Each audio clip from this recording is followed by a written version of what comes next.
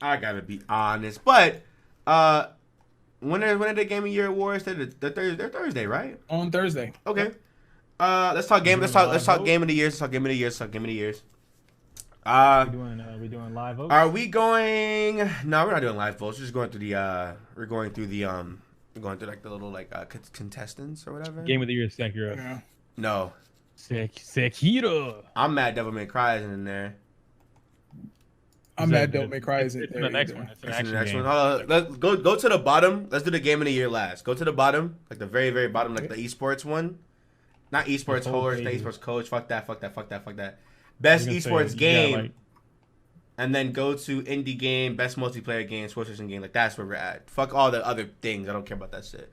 But Okay. So where you want to start at? The very, very bottom? we're doing best esports game. Best esports. It's right above the coach, right above player, all that extra shit. Team player. Esports Game of the Year, Overwatch. Game of the Year. Game of the Year, Overwatch. Why is Overwatch. Or League. For League no has been game busting their of ass. 2019, Fortnite. 2019? Fortnite. Ew. Fortnite for sure? They've put so much money in Fortnite Yeah. this year. They put a lot of money in Fortnite, dog. Yeah, I'm my biased. money is definitely on Fortnite. Fortnite, bro. I'm biased. I don't give a fuck about being biased. They put a lot more money in Fortnite in this entire last 2-year span than anything How does that else. make it best? How does How it does get it make best? the year, though? Because when you have people coming into your scene for that. There's a reason why Fortnite has been the last trending game that as before Minecraft came out of nowhere. And even then, Minecraft didn't last long. Minecraft was around for like a season. It went right back to Fortnite.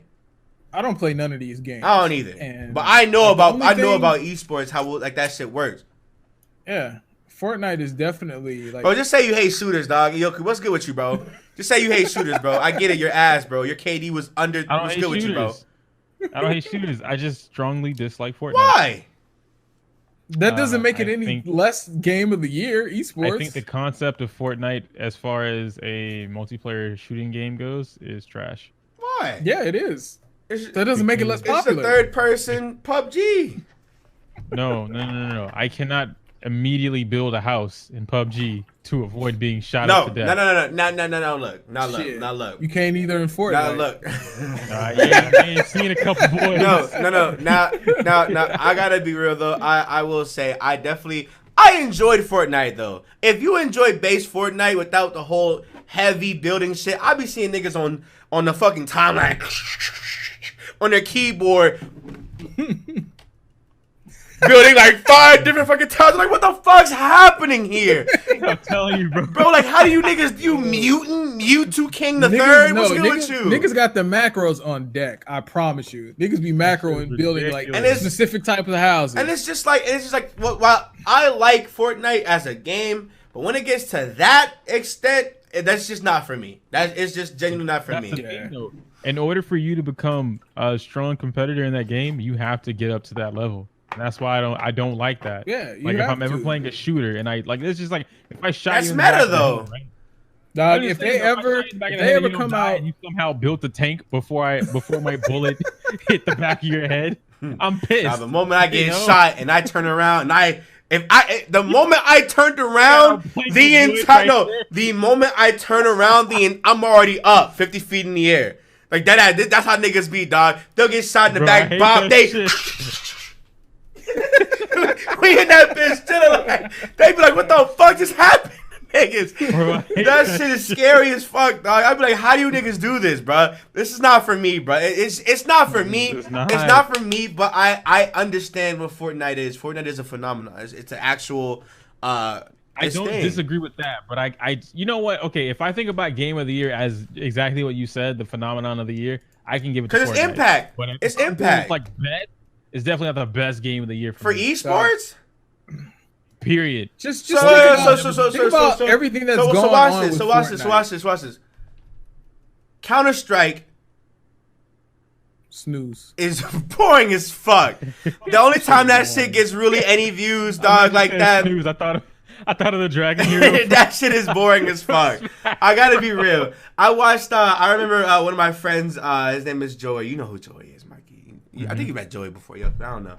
But Counter-Strike is one of those games where it's definitely one of those games where if you watched it when you were like young, you're still invested into it now. I feel like now it's too dated at this point.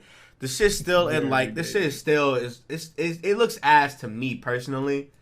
It should look like PlayStation graphics. Yeah, it's not that good. But the technicality in Counter-Strike is good. But not everybody can get to that esports level. You can't. You go into a game right now in Counter-Strike, nigga, you were getting fondled. I'm talking about fondled. You are. Them niggas, unless you know how to fucking snipe correctly, you were out of here. You are. Yeah, you need that. It's like when you shoot a gun, you don't aim at the person. You aim either to the top left, top right, bottom left, bottom right. Depends on where the gun actually kicks up to, and then that's where the bullet's gonna release. Yep. So the fucked up part about it, you have to learn spray pattern. It's technical. So each gun has a spray pattern. It's just boring. Yeah, I'd much rather learn how to build in Fortnite than learn how to aim in Counter-Strike. 100%. 100%. We got Dota. Okay. Dota 2's not bad. Dota 2's not bad. That shit gets a lot of views. Nobody talks about it. No. Now that is true. Nobody talks. No, I've never seen anybody in their entire. I've been on YouTube at least about 10 years now. Not on my channel, but YouTube on 10 years, right? And I have never seen anybody say pro Dota player. Right, but the thing is, when they have like these big ass conferences, they get hella views, dude. Yeah, they competing with League like on a like 1-to-1 level when they have their little they conferences, dog. It's crazy. The community for Dota is big, but I wouldn't say that there's a lot of content creation for it. Oh, it's definitely huge. No, there's not a content creation. I want to say on YouTube, there's not like a humongous content present because there's a reason why it's still top 10 on Twitch. It's probably on Korea and Japan have their own version scene of YouTube. Yeah. And it might be on that. I can see that's what made it popular. Like the Koreans and the Japanese people, they made like the MOBA genre in general. Oh yeah, they love that shit, dude. They love that. And then Riot was like, hey, yeah, League was like, what's good with nice you? Game you got. Speaking there. about League is there too. League is there too. League is definitely up there. Now League, I can definitely see League being a top contender to fuck with Fortnite as well. Can we talk about what Riot Games has done in this year? They've announced a fighting game, an RPG. Yep. They have a whole spin-off game for their League of Legends thing. They are taking full advantage of the downfall of Blizzard and them supporting that bullshit. And Overwatch is deadass about to get a whole sequel, and their first game is about to damn near die. Sequel. And it's like they're taking good advantage of that. League of Legends has their own version of Overwatch coming out. Yeah, too. League of Legends has been crazy good, dude. It's like what's wrong with my webcam? Hello? You good on my end? I mean, on Discord you're good. I don't know about YouTube. Am I? Frosty, the answer to your question is because you touch yourself. I'm good, but no, like League of Legends, Riot has done a really good job at Mikey, don't give me that face. Riot has done a really good job at taking advantage of the opposition right now because I'm pretty sure they took advantage of esports. I think because like Fortnite for what it was, they definitely took a humongous ass hit this year. They took a humongous ass hit this year with all the extra shit around them and whatever. And just a new update and all that shit. People didn't like it at first. They loved it again. It's like that. They took a lot. Riot definitely took a lot of like, hey, we see what everybody's doing. We're taking all that shit, son. Run that. We need that. We need all that. You got a fighting game too? I'm playing the fighting game. I am playing the fighting game as well. They need to put and an RPG. And an RPG. The lore in League of Legends is fire. You gotta buy the RPG, dude. I got to determine how the meta is going to be for that fighting game before I commit to it because competitive wise, League has already announced or Riot's already announced that if you want to compete for playing their fighting game, that's the only fighting game you can play. Oh, it's one of those. Yeah, like so, and that means right there they're definitely committing to pumping money into this for a good little bit. Oh, of course. Well, they better. Riot got it. Riot has been on top for like 10 years now. They P's and Q's. With the fighting game though, like that's some skeptical shit. Shit, now they get the right people Well, behind the it. thing is, they can treat a fighting game outsource. just like any other. No, they can treat it like League. They can like do patches. They can do balance patches. They have to. They're definitely gonna have to nerf characters. They can buff characters. They can add characters. Mhm. They can just set up different type of game modes and all that kind of shit. I think the fighting game esports really needs to have like a subset. They need to start having like subset like locals fights. No, not locals, but like you have like the 1v1s. I think like for a game, some Marvel vs. Capcom like, shit. Yeah. Okay. Like they can have like some team shit going on. And like how Fighters has that mode where 6v6. That's gonna make Capcom get their bag like, bitch, you better get the fuck out of our realm, nigga. We got your ass. I'm telling you, instead of just like have 3 niggas on one side, 3 niggas on the other, synergize. That's that teamwork. I'm calling you in, call them in, whoop some ass, and bring it out. That would be a whole other level of esports in fighting games. That would be crazy to see. That would be absolutely crazy. I'm really happy that nobody brought up Blizzard. They've taken a massive hit this year. Oh yeah. So unfortunately, there's just not much else to say about them. I mean, Overwatch 2 is coming out for anybody who's excited for that. I'm not excited. Not excited at all. What else is coming out? I mean, Overwatch 2 coming out. They're trying to milk that shit to death. Blizzard got into some controversy earlier this year for supporting, who was it again that they were? China for that bullshit. Hong Kong for that shit. It's a bad look for them, real talk. I personally, I'm just not interested. I don't see myself playing Overwatch 2 if it's anything different, because I feel like for the last 3 or 4 years, people who've been playing Overwatch have been waiting for the game to be complete, because they've given so many promises to things they just haven't done, and so now we look dumb as fuck. Now we look dumb as fuck. Now we as people look dumb as fuck. Yeah. They bringing out Overwatch 2. Oh, this is the real game, y'all. Yeah, here's the lore. Here's the lore people have been waiting for. Here's the story mode people want. Here's the backstories for people who want. And it's like, you know what, bro? Like, what the fuck are we doing this for? You know what I'm saying? Like, you did all these origin stories just to go nowhere with this. You know what I'm saying? So they're now putting out Overwatch 2, and it's like, oh, hey, here's what you guys been looking for. It's like, dog, you literally are 5 years like late, my nigga. What's good with you, dog?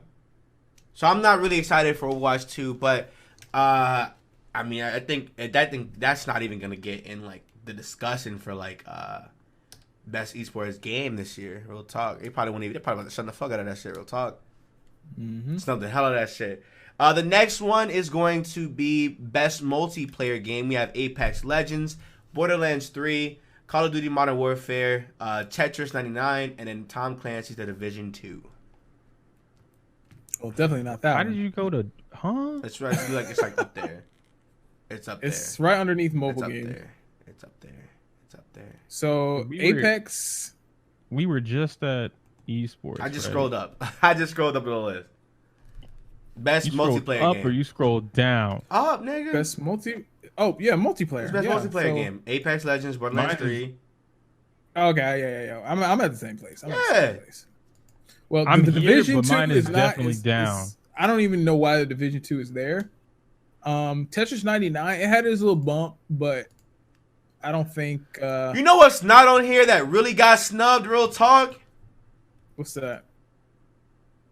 What's that game that Damn, you can't even remember. It must not be that important. No. I'm gonna go get it right now. I'm gonna get it right now. Cause I see this game everywhere. It's which one is it? It's not Rainbow Six. Rainbow Six. Well, it didn't come out this year. That's on a different one. It didn't come out. Siege came out when? Not last year? Siege came 2 years ago, 2 or 3 years ago. Yeah, it is. That game. Now that game it keeps getting updated. That game. That's probably it, because that game has been getting like updates. All I see is people playing that fucking game. Is that on ongoing? It's on ongoing game. Okay. So it's on an ongoing game. So I can definitely see that game 100% getting a little bit of love. That should 100% win something, because that shit. I see that game way too many times, And every time that it's at the top, it's always some news, some like crazy buffs to some guns, some new guns, some new stages, some new shit, and it's fire. I actually want to play it eventually, but nobody wants to play it. They hate me, so. That's a dedication right there. It look like dedication. It. I see them niggas. You gonna be going up against some sweaty tryhards. Of course, it's a shooter. Of course, it's a Rainbow Six game too. It's a Rainbow Six game. It's like, of course. I think I would say Apex. Best multiplayer game. Best multiplayer game goes to Apex because of what they've done. They've 100% remade their entire game. Apex at first was broken as shit. I couldn't play Apex like that. Your computer couldn't play Apex like that. Yeah. Nobody's computer could play Apex. And then when Apex got that big ass update, he's leaving. Oh, he looks still. You think okay, nigga? I see the fully coolly posted. They completely remodeled Apex to the point where they made it Fortnite, like a serious Fortnite. Like, oh hey, we're gonna change the maps now. We're gonna buff and nerf some guns. We're gonna add newer characters and shit now. We're gonna add better ways to get the loot in there. They basically took every single critique about the game and actually gave a fuck about their game to push it. And it's like, yes, I stand that shit. When a company actually gives a fuck, they care. Because people were like, yo, Apex is fire. What the fuck is wrong with y'all? Yeah. I mean, EA had that grip around Apex's throat. Yeah. That's what it was. It's always EA. Whenever you get like an EA and then you mix money into it, like ongoing money, it's not a one and done thing, then you always gonna have some problems. Why they like that? They do that shit with everything. I have no idea. And they will never ever learn. They think that if they just throw microtransactions at literally everybody, it's gonna catch on. It's not gonna catch on the way that they want it to. It's never gonna do it. Honestly, they did a good job not doing Star Wars Fallen Order like that. Yeah, because they did a great job. The fans, they are tired of them. They are tired of them. The thing is, they're tired of that. I think we're gonna get like paid DLC later on down the line, but the thing is, you have to let people enjoy the game. Yeah, people are enjoying Star Wars right now, right? And that's honestly the most important part. Like, especially with the Mandalorian, we got a new movie coming out. The new game is here. Like this is the Star Wars season right now. Yeah, and y'all, December has always been Star Wars season. And y'all out here trying to push microtransactions. Yeah, EA eat penis. It's not happening. It's not happening. So I'm happy that I don't know. EA seems to be. They did a good job not putting that shit on Fallen Order. Yeah, so I think great job. I think they're learning though.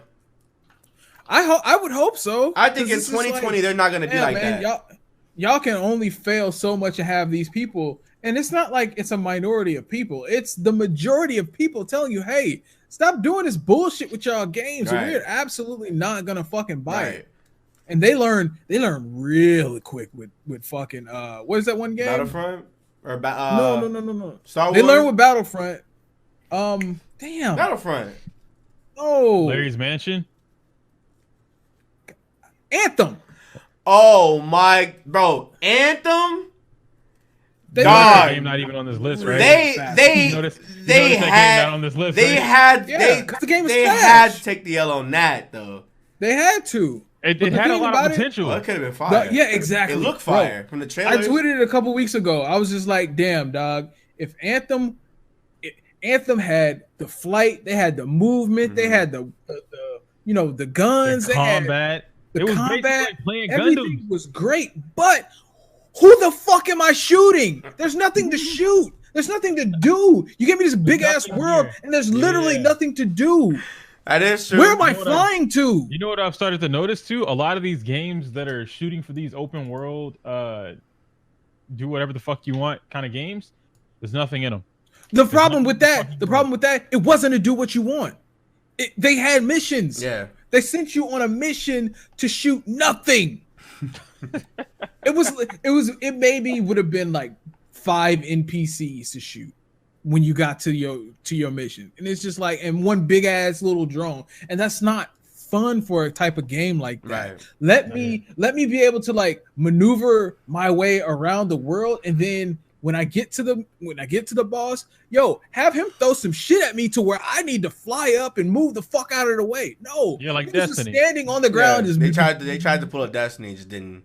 Without it doesn't work like that. It was like what that fucking meme. Hey, can I copy your homework? Yeah, but don't make it obvious. Copy it exactly. Yeah. So is Apex beating out everything else on this list? Apex is beating out everything. Even Borderlands 3.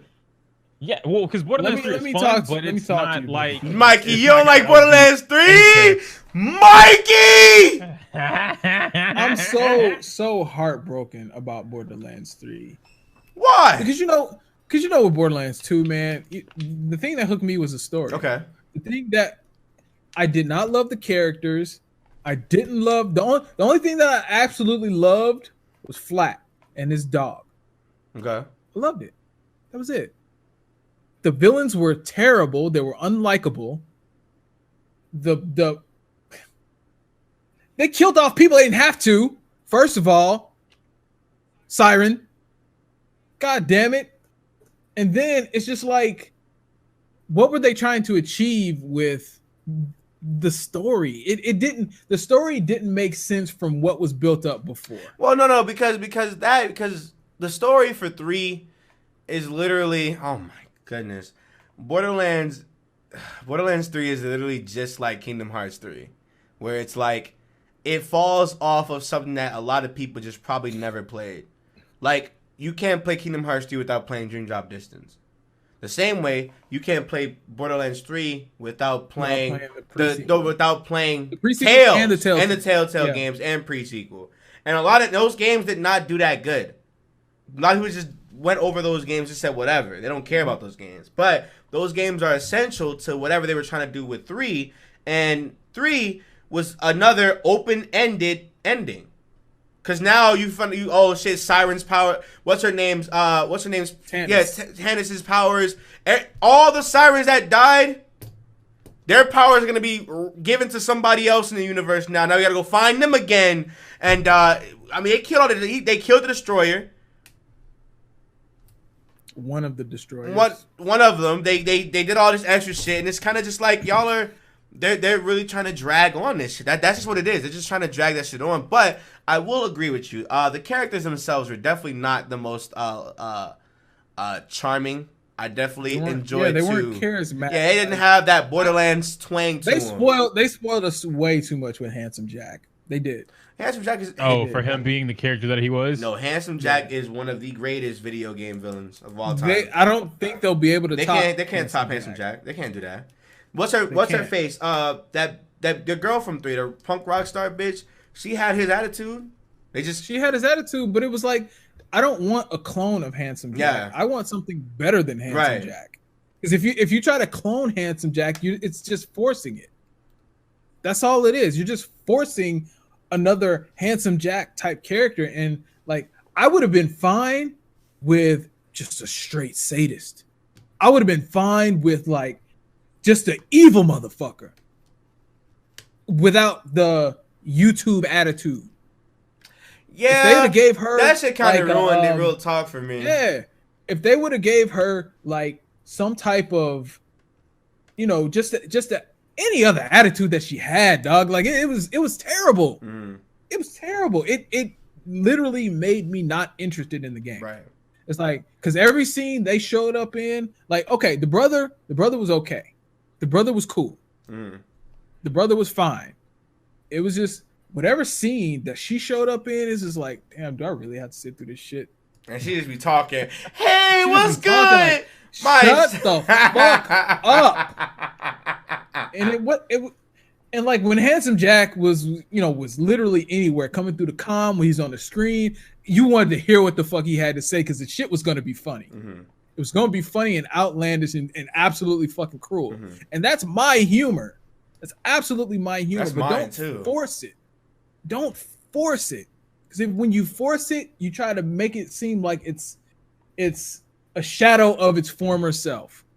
And that's exactly what we got with Borderlands 3. It was a shadow of its former self, and it just was not bright enough to be whatever the fuck it was trying to be. That's my take on Borderlands 3. It kind of sucks too because I feel like it sucks because they tried to do this whole intergalactic traveling thing, and they made Pandora seem a lot bigger in 2 than they did the galaxy. Like Pandora, that ass in 3 is so much smaller than in 2, because 2 you're going through the entire fucking planet. This is the whole thing. In 3 you're only playing that little section they give you.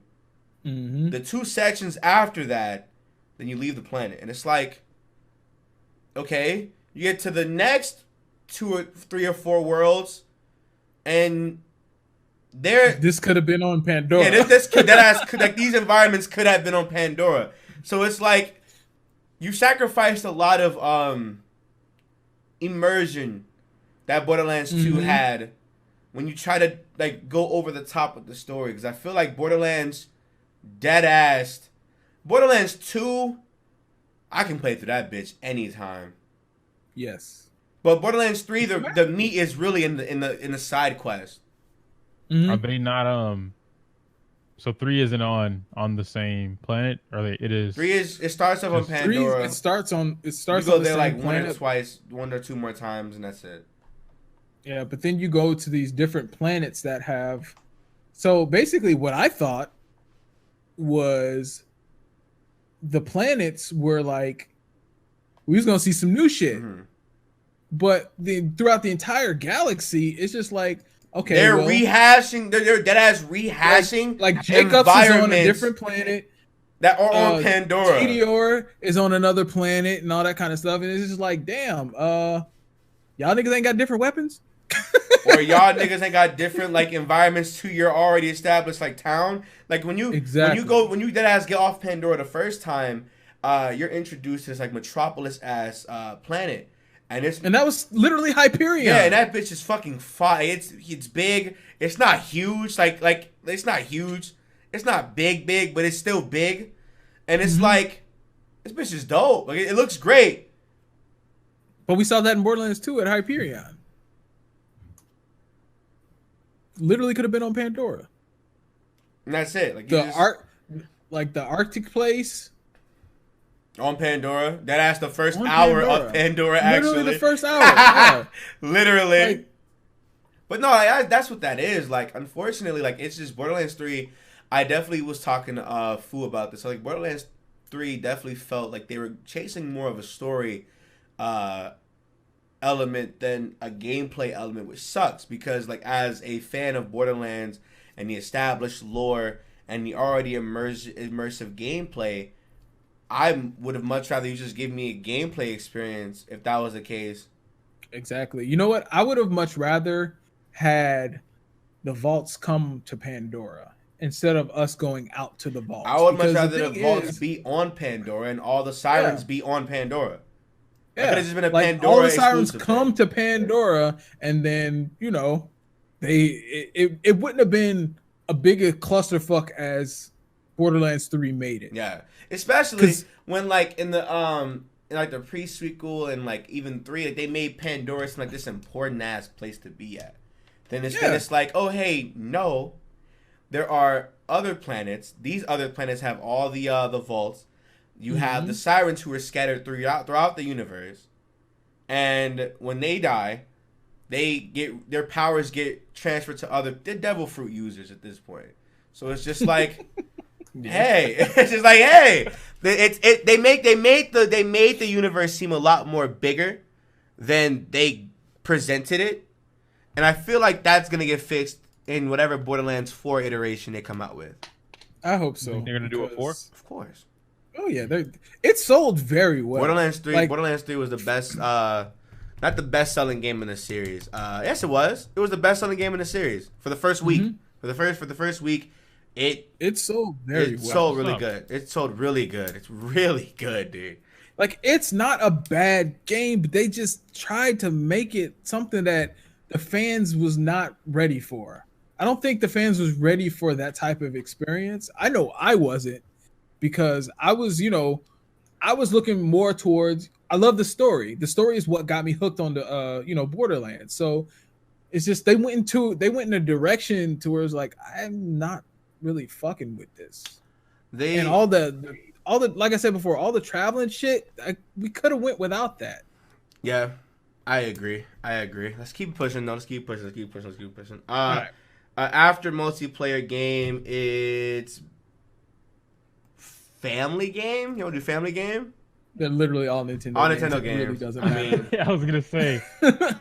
I mean, we can go down the list. Go down the list. We have best. We've already done best multiplayer game. Best fighting game. Best RPG. Okay, I like this. Let's do best fighting game and go up. Okay. So best fighting game, we have Dead or Alive 6, Jump Force. I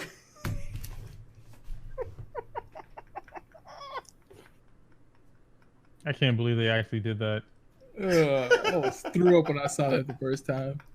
I cannot believe they actually did that. It's not even a fighting game, man. Might as well put Xenoverse on that bitch. They got Jump Force. They got Mortal Kombat 11, Samurai Showdown, and Super Smash Bros. Ultimate.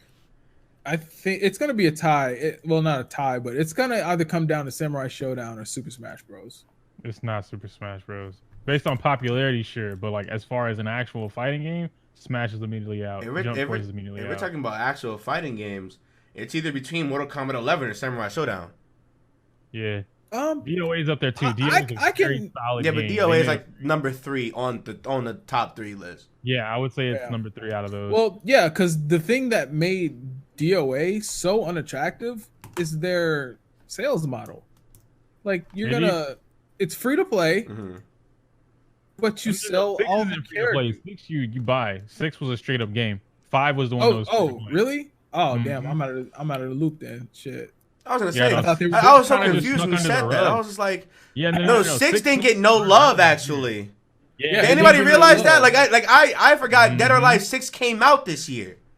You know what's crazy? Well, the thing is, because everybody was so turned off about 5, I just immediately thought that, hey, it's gonna be the same thing. They're just gonna release the base game and sell all the characters. There was damn no press for this shit either. Yeah, no, nobody talked about it. There was no tournament. Evo wasn't an Evo either. There were no tournaments for it. Yeah. Except in Japan. They kind of just fucked that over. Then that's kind of crazy. So it's either between, as a fighting game, Mortal Kombat or Samurai Showdown, but off popularity, Super Smash Bros. Might just win. Yeah, I feel that. Okay. But we know for a fact that, Mortal Kombat and Sam Show would win if we were talking about technicality, 100%. Yeah, 100%. Mortal Kombat actually isn't bad either, though. Like their game this year was really nice. It was, and before we go to the next one, I want to hear your opinion on the story for MK11. Yes. DLC characters included, or just like straight up story? Just straight story, because the story was absolutely fucking nuts. I think it was all over the place. I think Chronica being who she is makes sense, but I don't agree with the way. And it's not NetherRealm's fault. They already had a convoluted story as it is because NRS, but messing with time travel and then trying to add continuity to all of that from over a decade's worth of history for the fighting games and the characters, they had to retcon a lot of shit. You gotta not retcon a lot of shit. It wasn't bad. The story itself for MK11 wasn't bad at all. I just wish that the continuity was there. Like there was one that I'm thinking about in particular with Shao Kahn coming back. Chronica brings back Shao Kahn, and then he just comes back like it ain't shit. And he's like, "Oh, Kotal Kahn is the new Kahn? No, you're not. I'm still the Kahn." And then all the people are like, "Yo, what? Oh, Shao Kahn's back, bro. Shao Kahn has been dead for half of y'all lifetime. What are you talking about? Like you don't just automatically start serving him again. Kotal raised y'all motherfuckers. You got kids out here wearing Shao Kahn masks. That don't make no sense. They don't know who the fuck Shao Kahn is. How they doing this?" It was aggravating for certain parts, but there were other parts that I really did enjoy. As much as I don't like the character, Devora, they gave her a little bit of backstory on how she was, who she is. Devora is gross as shit, man. But I like the whole hive mentality and how they don't, like, you can't just choose to be a queen. The hive chooses you to be the queen. And so she ate the old queen. I was like, yeah, that's like really fucking disgusting, but that's kind of cool at the same time. I love that they actually made Jade and Kotal canon. Cassie is still Cassie for the most part. But I did like Daddy, bringing the old with the new, like the past selves to the Mhm. present. I enjoyed that. There was one with Jax, like young Jax versus old Jax, and Mhm. young Jax was just going on talking about how man, if I did have a daughter and I were you, I wouldn't be fighting my daughter. And then Jax is like, "Oh shit, you're right, but I'm doing this to save Jackie." And he's like, "Nah, bro. Like Jackie a badass. She can save herself. You doing some other shit right now, and I'm about to beat your ass." So that was pretty cool. Liu Kang is trash. He used to be cool. Now he's not. Um, although what do they call him? Dragon God or Fire Lord? Liu Kang, whatever the ultimate version of him is, where he fuses with Raiden, which was totally out of the blue. That shit was ridiculous. Now, Like, if he could just do that the entire time, why didn't he just do that to kill fucking Shao Kahn in the first place? And none of this would have happened. Resort. It was a last resort. Yeah, but and when I explain I think I can shed some light on that. Please do, because I'm so like lost on that. Do you want me to explain my findings, Yes. Nick? Or go before because you got that look. Go before I go off. Please go. Because for those who don't know, I got a lot to say about Mortal Kombat. I am a Mortal Kombat stan. 11 though. Yeah, you may go before I do. Yo, look, before I do. Cause I'm on the bright side of the fence with Mortal Kombat 11. I absolutely love each and everything about Mortal Kombat 11. The reason being is because not only did they correct a lot of the continuity, they made it all make sense. Now, if you really think about it, the last fight between Raiden and Liu Kang, all of the Mortal Kombat before it, they showed Deadly Alliance, they showed Annihilation, they showed Mortal Kombat 9, they showed all of them when he was fighting through the when he was fighting Liu Kang for the last time. This was the last time they had rebooted the timeline. All the Mortal Kombats, 1, 2, 3, 4, 5, all the way up until the one that they just released, Mortal Kombat 11, was a reboot. They were all reboots. None of them were sequential to each other. That's what that scene meant. None of them was a sequel. And that's what made it so crazy. Then Raiden snapped out of it. Because Raiden, in each and every Mortal Kombat, Raiden went against Liu Kang and killed Liu Kang. That was the thing. So, with Liu Kang dead, Raiden evil, Kronika could just do whatever the fuck she wanted to do. That one broke the cycle and basically made room for a real reboot for Mortal Kombat. While that may be trash to some folks, that makes perfect fucking sense. Because you know how long NetherRealm has been trying to absolutely fucking reboot Mortal Kombat? They've been trying to do it for a while. They've been trying to do it since Mortal Kombat 3. They've been trying to do that shit since Mortal Kombat 3. So they said, fuck it. You know what? If we going out with a bang. We going to restart this shit from Adam and Eve. They said, fuck it. Yo, Raiden, get in Liu Kang. Fuse that shit up, become the fire god, and wipe this shit out. I stand 100%. I stand that shit. And Katana on his right side, we gonna build this bitch together. Dog, that is probably one of the best endings I have ever seen in a fighting game. Like, you niggas ain't coming back. You niggas are not coming back. And they can shape the world however they see fit from this moment on. And that's what made it make sense. Okay, I agree. I see that. Just to piggyback off of that, I just want to talk about it because it's actually a recent favorite of mine. Have either of you seen Sindel's story ending? I have not seen anything about the DLC. Nothing. Oh my god! All right, so we typically know the Sindel storyline, right? Like, Shao Kahn came in, killed her husband, took Sindel, had babies, yada yada, took over Edenia. Okay, cool. So, long story short, they retcon Sindel's history, but it's like I fucking love it because they didn't make her some damsel in distress. Sindel actually set up the entire thing, betrayed her husband, married Shao Kahn on her own, totally wanted to have another baby with Shao Kahn, and then like helped Shao Kahn kill her husband. Oh damn, she a bad bitch. Yeah. So I was like, yo, that shit is like live. But they don't really explain how she kills herself. So I'm like, if the whole thing behind Sindel dying is because she killed herself, because she couldn't deal with Shao Kahn's like rape and torture and a bunch of other bullshit, and now she's like, nah, I set that up, like I ran that shit. I'm like, well, why is she dead? Somebody got some explaining to do. All right, Nick is over there itching. What you got, fam? I hate MK11. This is the worst game in the series. If Onaga is not the main antagonist for Mortal Kombat 12, the series is ass. What? I think that's where I'm getting. That's where I'm going, because Onaga is, if you remember the Kung Lao ending. Why do you want him to return? Because he's inevitable.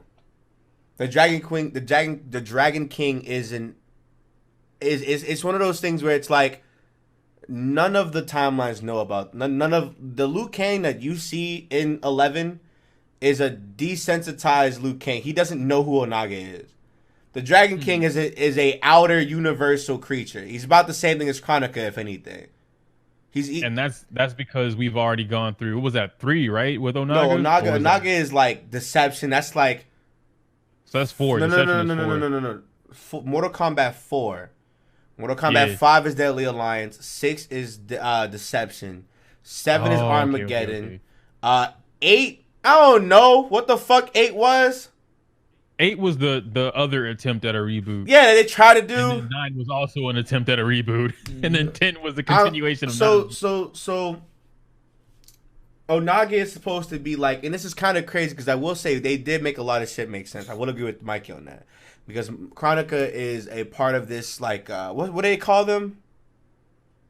The gods? Yeah, like no, not the elder gods. The no, she's over at elder. No, gods. she's the things that are like over the Titans or something like that. Yeah, a Titan. A Titan or whatever. A Titan.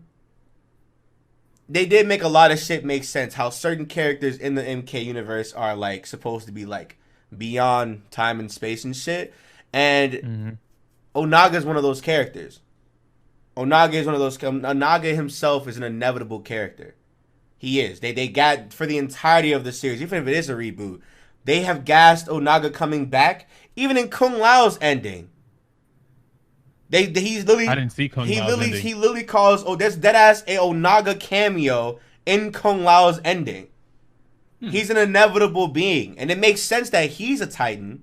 It makes sense that Onaga, the fucking Dragon King, the nigga that almost fucking destroyed the entire fucking space-time continuum, is the fucking, you know what I'm saying, is the inevitable being here. He just so happened to be the last emperor of the Outworld or some shit. You know what I'm saying? It makes sense. It gives him a lot more setup. I will say the continuity makes sense. I gotta say, when it comes to the main cast, it makes a lot of sense. Liu Kang, Raiden being like these the only 2 characters who have some type of importance, because it's been like that since the get-go. Yeah, it's like there was on some Naruto Sasuke. They've been like that ass since Mortal Kombat 1. Liu Kang and Raiden do not see eye to eye in no Mortal Kombat game. Nope. That nigga Raiden gives him a mission. Liu Kang's like, okay, but I'm gonna do it my way, and he beats Shao Kahn's ass because he got in his feelings. He died in Deadly Alliance, so he wasn't even here for 5, half the reboot and shit. So it's just like, it makes sense. Who was it that we got in Deadly? Was it Deception? Deception was the one with the creative character, right? Yes. Okay. And so that was the guy that we got. Shujinko, yeah. That's not a creative character. That's an actual character.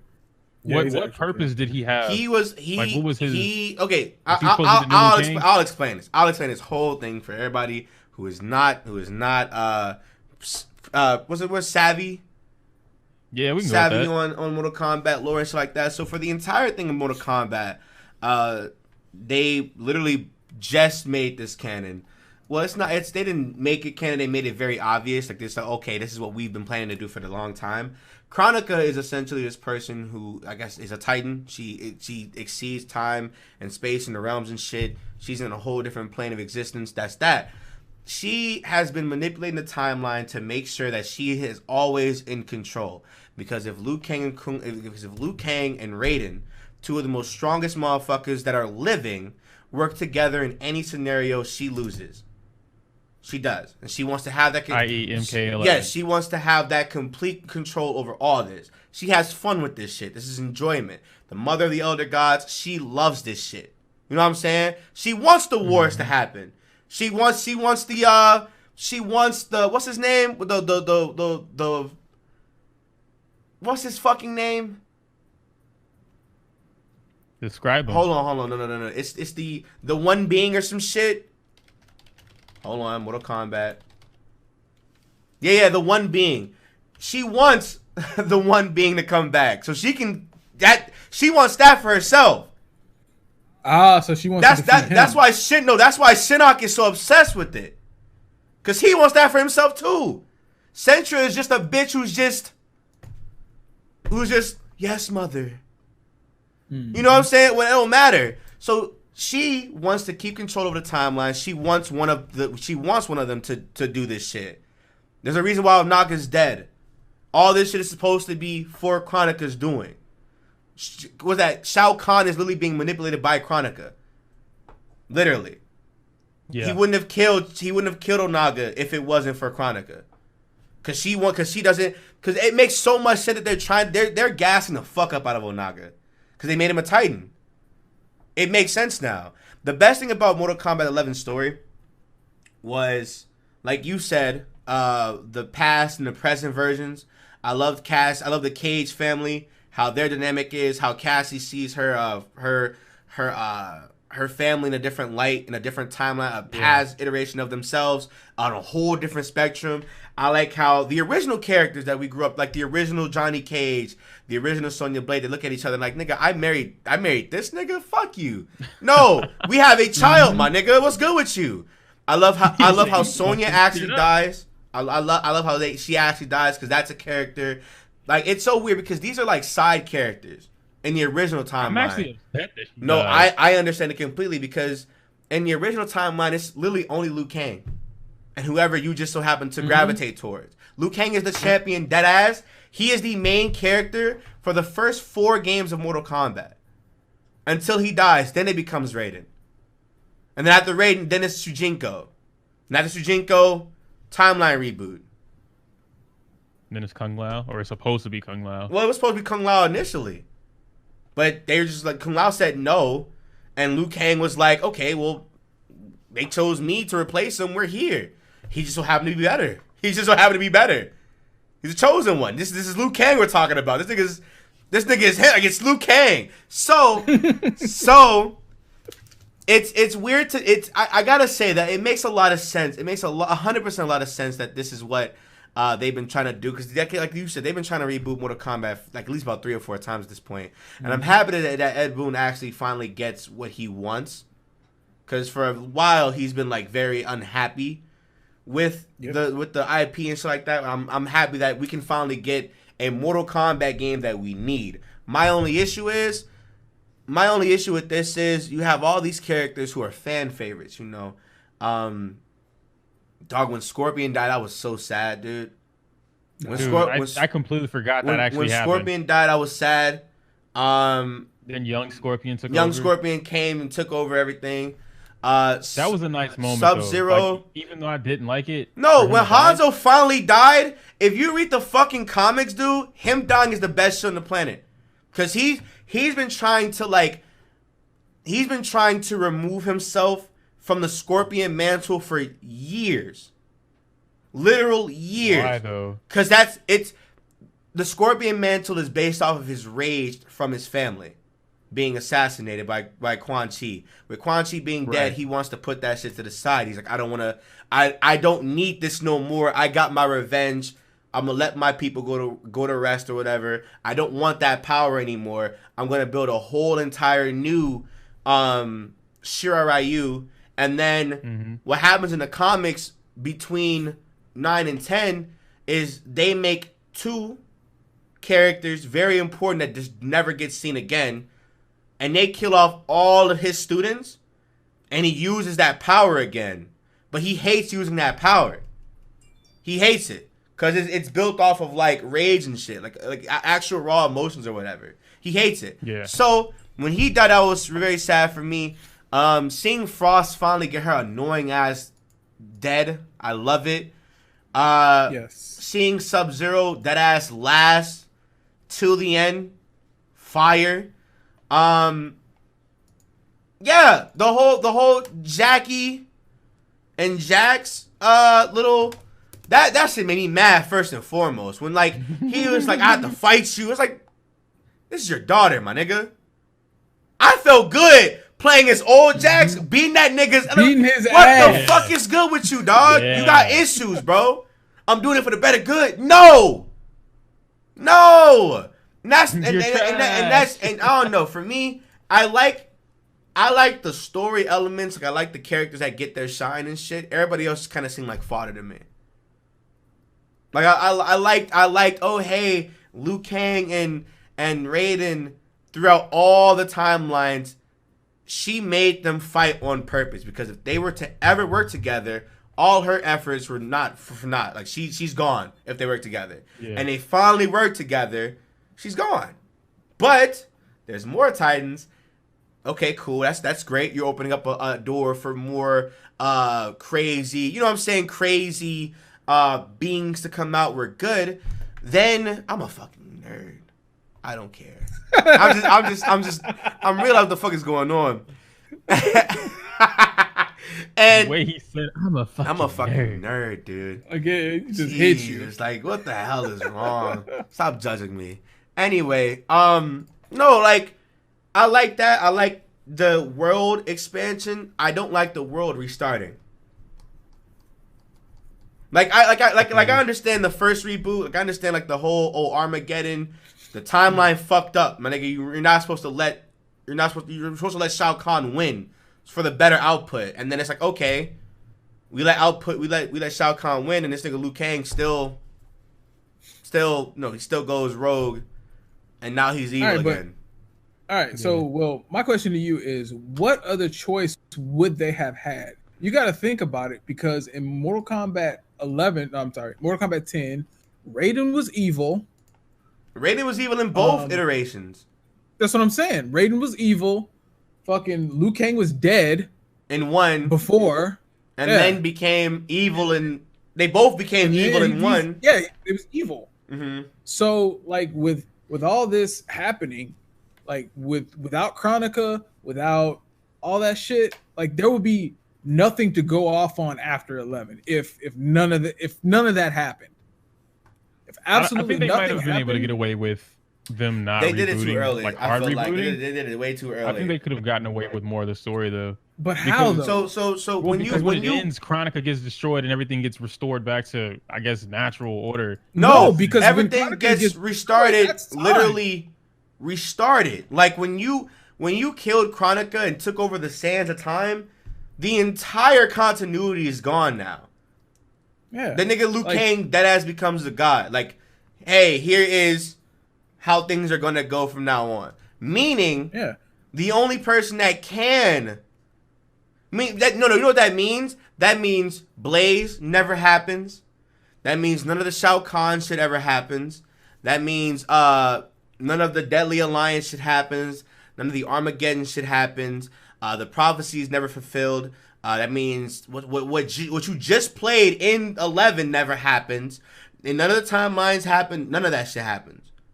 None of that. The only thing that does happen is probably the shit that happened. No, even the Elder Gods. The Elder Gods get fucked over. They get their shit restarted. My take from each and every Mortal Kombat is that it starts from the beginning of the tournament. Like, so at the end of every tournament, Chronica just reverses it. So it's just like, all right, so this time Because you like you said, like she wants the wars to happen. She wants all that shit to happen. So, well, this time with, I guess in Mortal Kombat 10, Raiden does his thing with Liu Kang again, and then after that was the only time where it didn't happen, and they went on with that story to conclude it for 11. In the first timeline, they didn't go at it. In the very first timeline, Liu Kang, he definitely, because they didn't get up to that. Well, yeah, so I guess I would say Mortal Kombat 1, 2, and 3. Those are all in continuity. After 3, that's when Shinnok tries to come in and that's when Shinnok take comes over in, his shit. and then in 4, I think 4 is when Liu Kang dies. Yeah, no, 5 was Liu Kang dies. 5 was Deadly Alliance. 4 is Shinnok. 4 is Shinnok. 5 is when Liu Kang dies in Deadly Alliance. 6 is Deception. 7's Armageddon. 8 is Marvel. 8 is that DC MK mashup. That's a canon. That's a canon crossover. That's a canon crossover. Yeah, that's that. It's in their canon. I don't know. They counted as MK8. That's them. They counted as MK8. So it got to be canon. I don't know. It's weird, but MK9 was the reboot. MK9 was the actual. It's a good concept, dog. It's a good concept, bro. The great concept. We got injustice out of that, dog. We got injustice out of it. Shut up. We did. But MK9 was the actual reboot where it started from Mortal Kombat 3. And then the difference was something happened to where it was Sub-Zero. Sub-Zero wasn't supposed to go with the... He wasn't supposed to be turned into a cyborg. But he was turned into a cyborg anyway. And that's what spiraled everything into Mortal Kombat 10. So that's why that timeline was different. So I guess you could say from 1 to, I'm going to say about 1 to 6, all that has been erased from Mortal Kombat. All that just makes like 1 through 6. that is a timeline that just don't. That shit doesn't exist anymore. Right. It doesn't need to exist. Because Raiden stopped it. He was like, "Hey, look, Shao Kahn won. Fuck it, we lost." At that point, the whole Liu Kang and because at that point, the whole Liu Kang and Raiden shit doesn't even matter anymore. They lost. Yeah. Like they asked that was the worst timeline. Yeah, it was. So it's like, okay, cool. Okay, cool. But I think, I don't know, dog. I feel like if we don't get like a tight, because now it's one of those things where it's like, now what's next for Mortal Kombat as a series now? You know what I'm saying? They got to go into Dragon Ball mode and make everybody God. No, because now I don't think they can do that. No, because now we're at a point now in Mortal Kombat story where Liu Kang can either choose to put himself back in the timeline as a combatant. Can he do that? You can make anything. He's God. Yeah, but can you put yourself in that? Can you physically exist as Time God and Mikey, what are you doing? Person within that? Talking to my wife. Oh, anyway, but no, like Liu Kang has to either put himself back in the timeline, right? He has to let some events happen. Like I feel like that's my thing though. Like some events have to happen, or rework it entirely. Keep all the main characters, just exclude himself and Katana. But then how do you do that? Because you make a whole new tournament, or make it to where the tournament isn't even needed anymore. But how do you exclude yourself and Katana? Like you can't just remove someone being born from the timeline and a bunch of other shit. Yes, you can. Like certain things. What? No, yes, certain, because if that's the case, Melina never happens, which means the whole Sindel Shao Kahn thing never happens, or they just create new daughters or some weird shit. Well, no, Melina's not his actual daughter. What I'm saying is Melina doesn't exist because Katana doesn't exist. If Katana's with Liu Kang, like how do you? Well, no, that's what I'm saying. They have to kill off. They have to kill off these characters. That's the thing about it, though. The thing about Mortal Kombat for the last 2 or 3 games, they killed off so many characters. They have. There are characters. If you go back to Armageddon's roster, right? Armageddon's roster is a bunch of the main people and a bunch of niggas from 4 that you don't remember, a bunch of niggas from the comics that you don't remember, and a bunch of niggas that you just do not fucking know about unless you've played the last 3 games and before then, right? What's his name? Was it Riku? Riku, Movado, or no, it's Reiko, Movado, Reiko. Kai, fucking Darius. Fucking you have all Natara, you have all these people who have who've not even been seen in either of the continuities. They made Havoc and Reiko comic book characters. Havoc hasn't gotten any love at all in the original timeline. That's not deception. Literally. Like that. That's what I'm saying. They have to kill off these characters. They have to. So that Armageddon roster. Shout out to those characters. Wait, what the fuck? You've never seen Meat? Y'all don't know who Meat is, bro. Shout that nigga Meat, dog. Shout that nigga Meat. Shout that nigga Meat, nigga. But no, my thing is when it comes to Mortal Kombat, they have to kill off characters. Certain characters cannot live without certain characters existing. If they want to keep Cassie, he has to keep Johnny and Sonya. If Jax is gonna live, or if Jackie's gonna live, and these are new characters, these are new characters, mind you, right? They has made these characters 410 just for 11 to come. You think they're gonna kill them off? No. They're gonna bring Takita's gonna come back. Scorpion's 100% coming back. Come the fuck on, it's Scorpion. Sub-Zero's coming back. He's gonna come back, and he's probably gonna be better than what he is. Reptile's not making it. That nigga's a lunatic. Ermac probably. Ermac's not gonna make it. Shang Tsung is 100% going to make it. 100%. 100% Shang Tsung's gonna be there. Kung Lao's gonna be there. The main cast is gonna be there, but everybody else is not.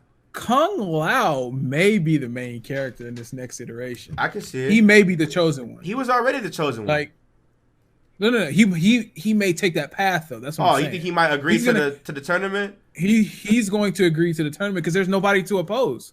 There's nobody talking about me. Liu Kang isn't gonna be there. Liu Kang is literally Raiden.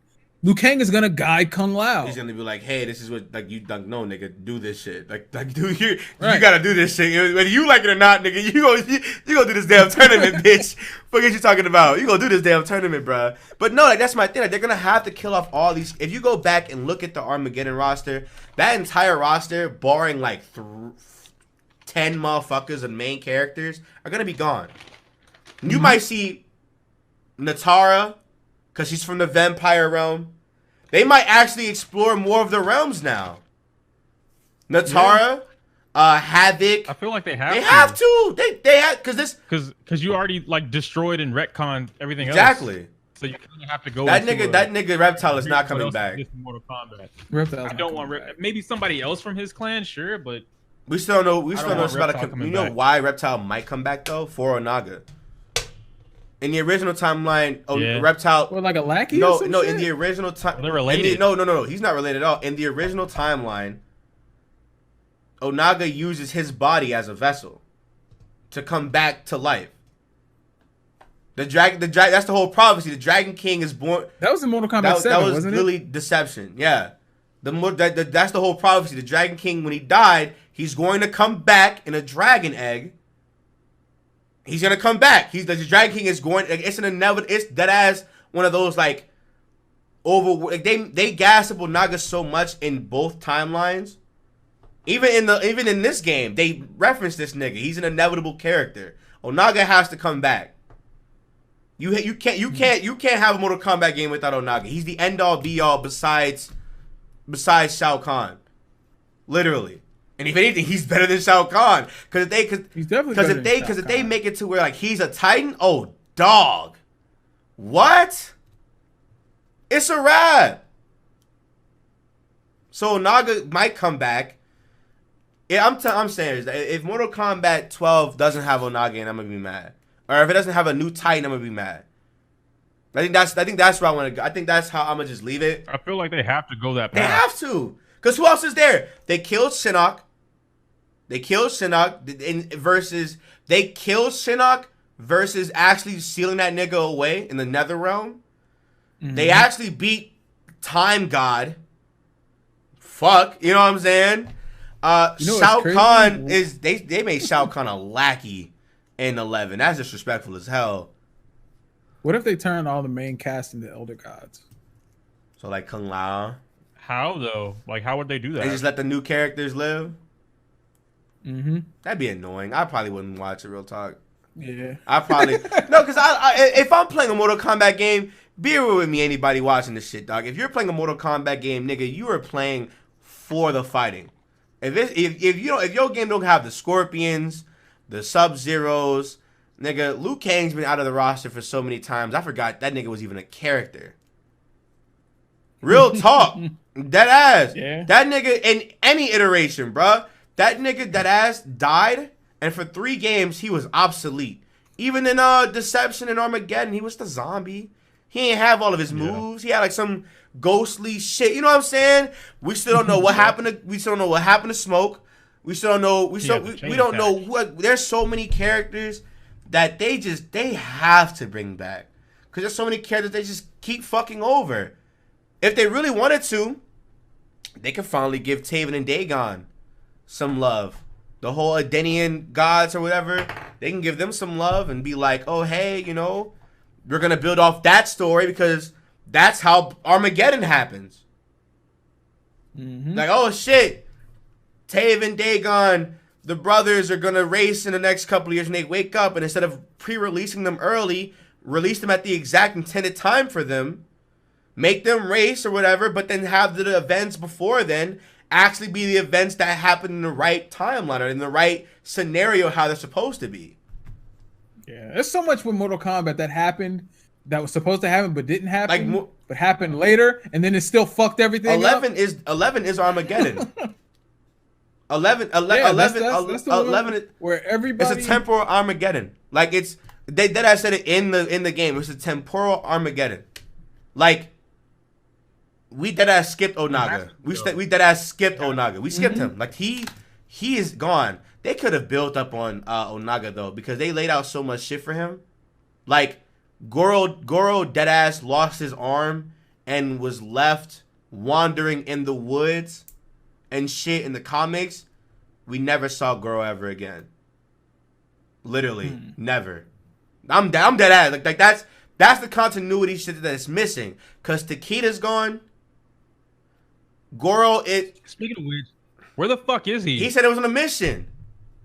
Oh my god! And then when all that time shit happened, he's just gone. Mm-hmm. So it's like the nigga's out. He's out. Like, he's gone. Takeda's gone. Goro is wandering the woods and shit, never to be seen again without any arms. People thought Goro was gonna be Onaga's vessel. They were like, "Holy shit! This is the perfect setup." Oh shit! We thought 11 was gonna be Onaga's game. Then they put Chronica. We're like, who the fuck is this bitch? No, but in 11, Goro's dead. He's dead. No. But between 10 and 11, Goro is left wandering. Goro loses his arms. No, but he's in his lair, dead. Yeah, he's gone. He's gone now. He's in his lair, just chilling on his throne. He's gone now. But like how, like that's the continuity of it. Like, there's certain characters that they build up, especially through the comics. If you're a Mortal Kombat guy and you haven't read the comics, you are missing out 100%. But the comics add way more character to these characters. And it, if anything, it adds more to the lack of continuity even in the new timeline. So it's like, okay, cool. This is great. This is great. So it's like, hopefully with the reboot, we can finally get some time shit. Like, we can actually get like a concise story, a concise timeline, a concise elaboration on these characters. Because while Mortal Kombat is a fighting game, in the last 3 or 4 years, they've definitely taken the story approach to their games. Mm-hmm. And if we're just going cinematic fighting movie, I'm all for it. I'm here for it, my nigga. Because if we're talking about fighting game those stories, fights were fucking. Oh, dope. big facts, nigga. When I'll let you know, No, they need to put whoever was choreographed in the fucking game needs to be the choreographed for the movie. Yeah, because that shit was fire. If I need me another Mortal Kombat. If you movie. go back, whoever goes back to my playthrough on Sacred Yama for Mortal Kombat 11, when they showed the Raiden and Liu Kang fights through the timelines and shit, I was spazzing because I knew where every single like fucking fight was, and I was just catching. I'm just like, no fucking way, this shit is deep, nigga. And it's just like, yeah, this is all on purpose. I was spazzing the fight. I was like, no fucking way. So hopefully with the new timeline, you know, I'm very hopeful on it. But at the same time, honestly, I don't know. I really want to see how Ed Boon can take his game, because now it's bigger. Now it's bigger than it's ever been. You know, even back in the 1990s, it's bigger than that now. So hopefully, we're here. You know, hopefully the next games are more concise. You know, I think that's for me. For Mortal Kombat game, I want story. At that point, when it comes to gameplay, it's always gonna have Mortal Kombat gameplay. Mortal Kombat gameplay is as basic as it is. Yeah, it's always gonna be NRS. Exactly. It's good. Like it's gonna be an NRS game, and that's fine. That's fine. I'd much rather a game have decent fighting gameplay and decent good story. We're good. You know what I'm saying? Because at that point, you've delivered what you delivered it. You delivered with the game. You gave it to us. Thank you. You know, I always say, I'm like, what good is a good story if I can't play the game to get to the story?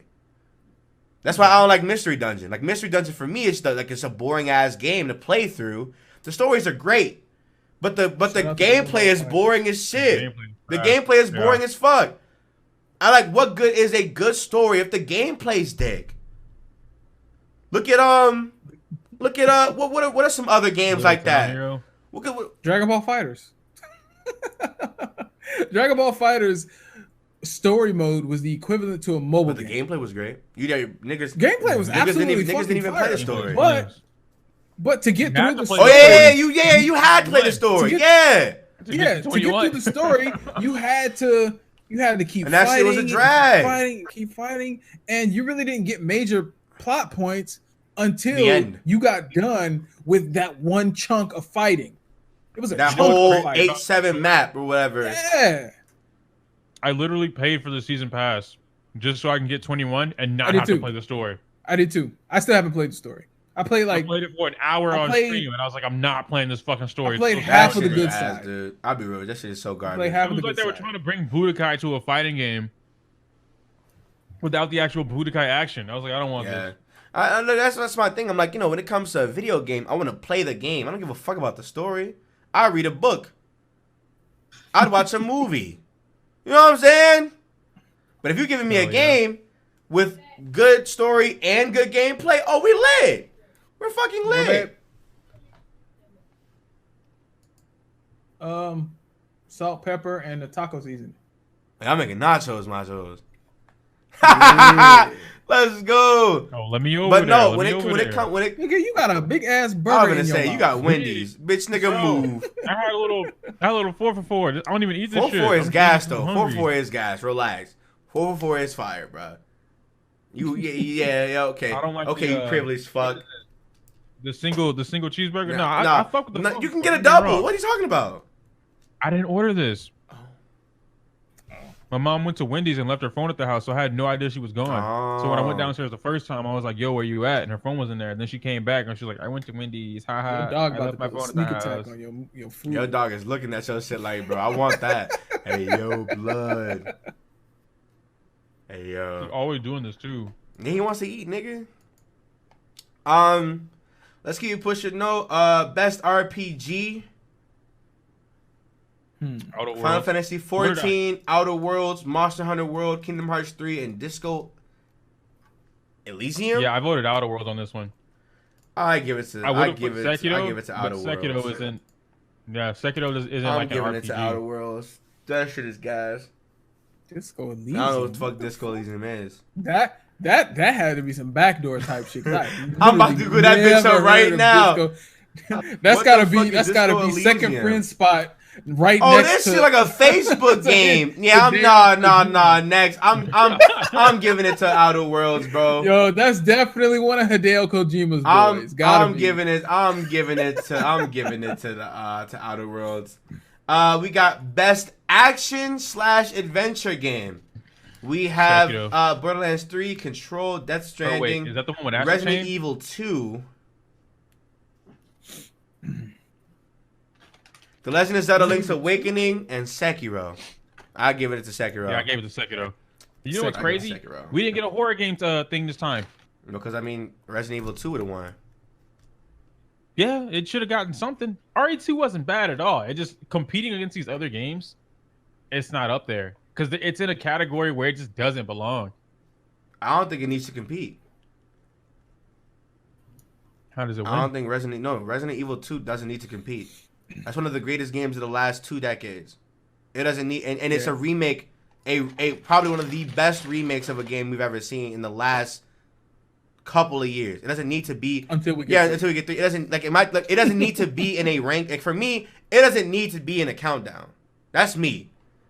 Because it's Resident Evil 2. Like, Resident Evil 2. Mm-hmm. Like, it doesn't... We're good. Like, the fact that it's even competing is just like, why? You know what I'm saying? Like why even bother? We got... So we're Sekiro? Sekiro hands down? Sekiro. Okay. We got best act... Sekiro was Yo, Dragon, I don't think you're good at the game. Oh, man. Hey, Doc, Sekiro is just fun. I know I didn't beat it, of course, but I set up my camera real quick. Hold on, y'all. Because I'm over here having lag issues and shit. Like, the only people that say Sekiro is I'm good. Or people that just don't like those type of games. I'm good. Next is best action game. Devil May Cry 5. Devil May Cry 5. Apex Legends. I gave it to Astral Chain. I gave it to Astral Chain. Have you beaten Astral Chain? Have you beaten Devil May Cry 5? I have. I've done both. Astral Chain's story is fucking like godlike. Best action game, you cuck. Astral Chain. I mean, you got it, King. Dog, if I'm playing DMC, I'm just playing a fighting game at that point. All those combos that I can do, I'm just playing a fight. I'm playing a fighting game simulator where nobody fights back except the boss. It's a problem. There's not a problem. What I'm saying is Astral Chain has better action, in my opinion, for that game. I mean, ain't nobody got to know fucking Sora and Smash Bros. I can give you that, but still, like Devil May Cry 5. It's up there. Don't like two and two. Don't get me wrong. Like it's not free. I'm not saying Astral Chain free. You know, I had to think about it. I did all my voting before we got to this point while we were talking about whatever the fuck it was. Kingdom Hearts. I just don't think they're on the same tier, dog. Like Devil May Cry is S tier. Astral Chain is a high A. It's a high A, but Devil May Cry is just in a different tier. I don't know, man. I don't know. Like I will, you know, I'll say Metro Exodus. Yeah, that's a pretty fun game. I'll give you Astral Chain for being unique. But it's not better than Devil May Cry.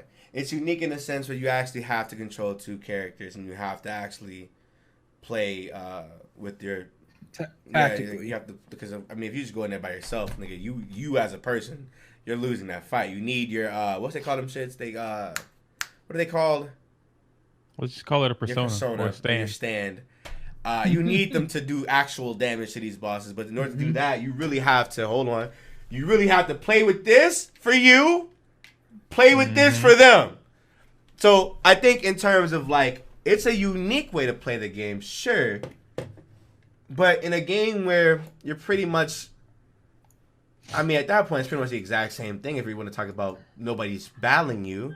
Because if that's the case, you're going through these levels, have the fucking, think about Astral Chain is exactly like Devil May Cry. Have the regular ass mobs, don't fight back, and when they do, it's just because you don't know anything about them until you get to the actual boss fights. The boss fights are like the meat of everything.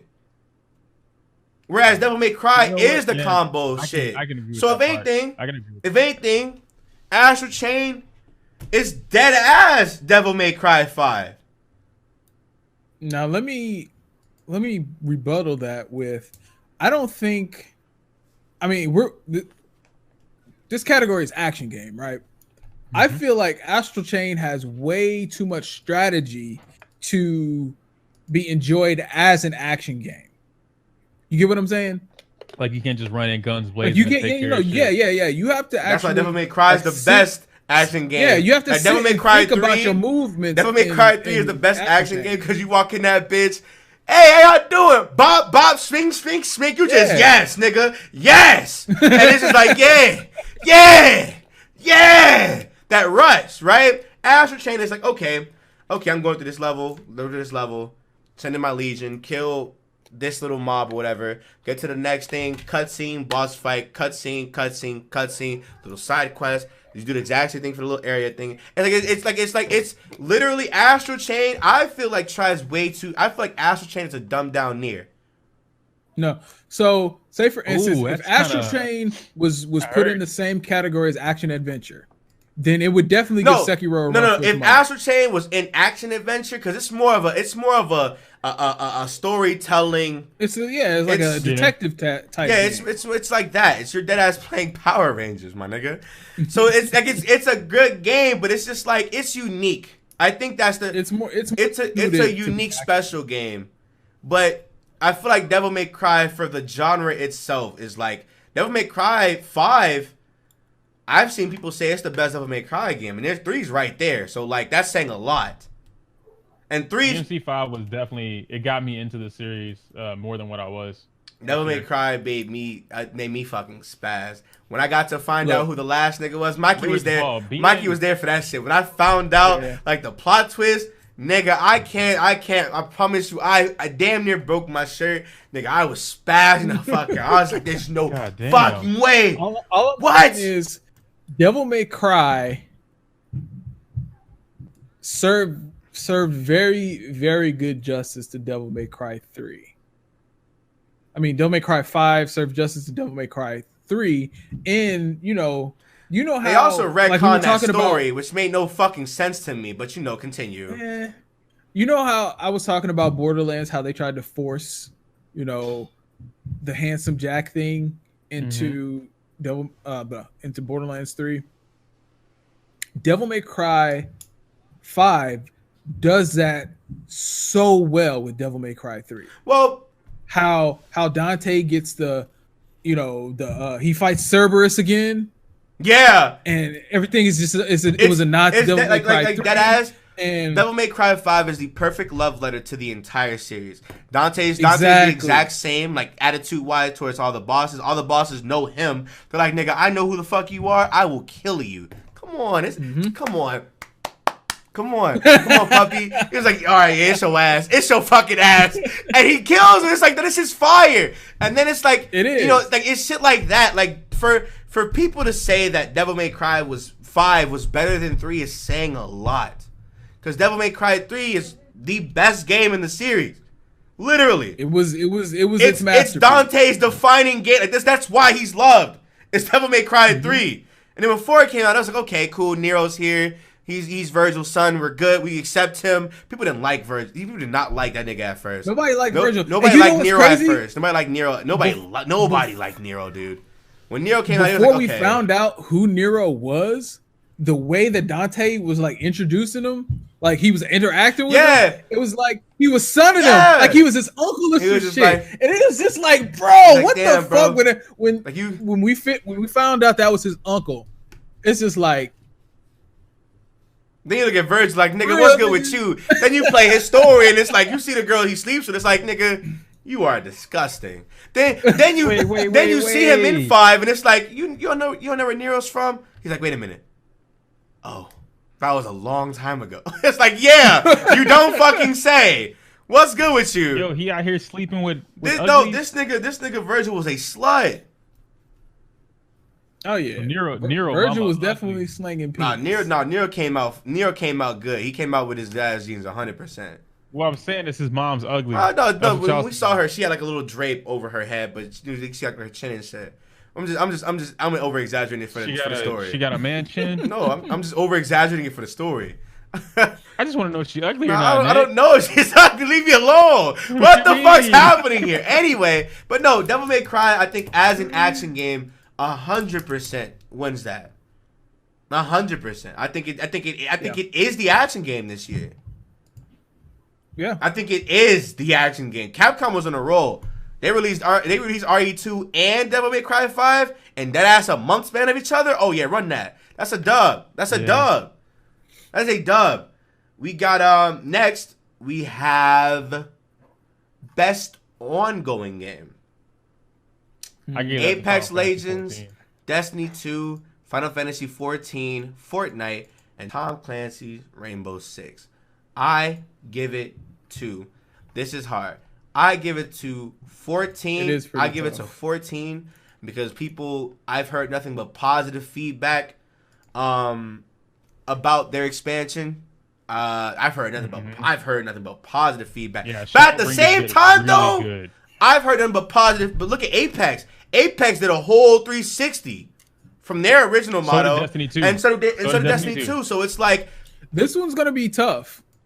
Like I don't think there are any bad losers on this. Even Rainbow Six Siege. We were just talking about Siege earlier.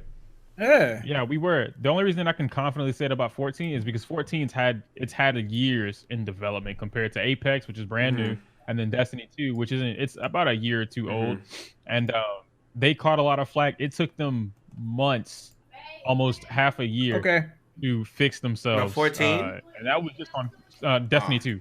What? That was just on console alone. Like Final Fantasy 14's got almost a decade worth under its belt, and it's going strong. Shadowbringers only added to that. It gave us a bunch of new the classes, the races, all that kind of shit. So it was just overall as an ongoing game. If I was just brand new and I was like, oh, which one of these games would I want to invest all my time into? It would not be Destiny 2. I would drop it after a year. I think if we're talking, probably the one that I would commit to. I think if we're talking out of the games that we listed, if we're talking about committing to a game, I feel like that's what applies to ongoing game. Like something that keeps I think 14 and Rainbow Six would be my two. Because Rainbow Six, I'm telling you, whenever I see Rainbow Six Siege at like their highest view counts for whatever update they get, literally it always happens. Rainbow Six Siege is up there every single time they get a new update. Because people keep coming back to that bitch. They keep coming back. They play for hours or whatever. It's there for like a week or so. Then it goes right back down. Because the meta starts like adapting to that newer shit. Rainbow Six Siege is... I hear nothing but good things about it. Obviously niggas are sweaty, but that's just the games. This is the games themselves. I love that term now. Niggas are sweaty. I love that term. But like I said, I think I'm going to give it to 14.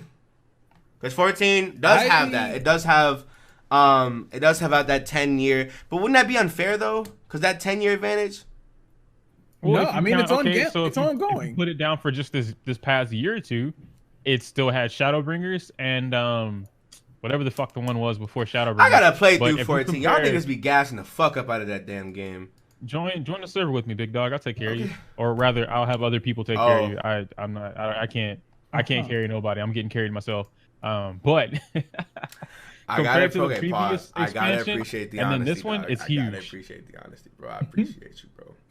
I appreciate it. All right, so I'm gonna give it to 14. Because I did play it. I did play it a little bit, and I liked what I played. Oh, dog! I want you to know I had to stop playing with Indakuba in them because I almost dead ass.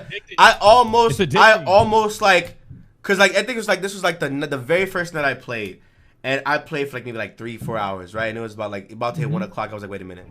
I gotta go to sleep. I gotta record. Let me put the game down. Let me put the game down. And I slept on it. I just was like, damn, bro.